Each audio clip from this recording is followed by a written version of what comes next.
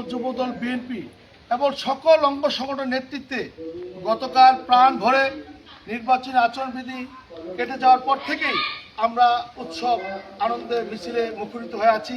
তারই অংশ বিশেষ হিসেবে আজকে আপনি দেখতে পাচ্ছেন আমাদের সেই ছোট্ট গ্রাম মাঝিগাছা 1996 সালে মিলন সাহেব প্রথম যখন এমপি হয়েছিলেন, এই গ্রামেই তিনি সেই বিজয়ের ধ্বনিটা এই মাঝিগাছা থেকে তিনি শুনেছিলেন যে তিনি এমপি হয়েছিলেন, জাতীয় সংসদের পার্লামেন্টের সদস্য হয়েছিলেন।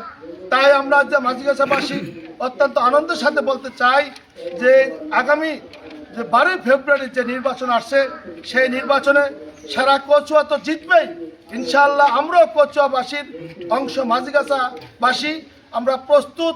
আগামী 25 তারিখ তিনি এখানে আসবেন এবং সর্বোচ্চ ভোট দিয়ে ওনাকে মাঝিগাছাবাসী বিজয়ী করব, সেই প্রতিশ্রুতি আজকে আপনাদের মাধ্যমে আমরা ইনশাআল্লাহ।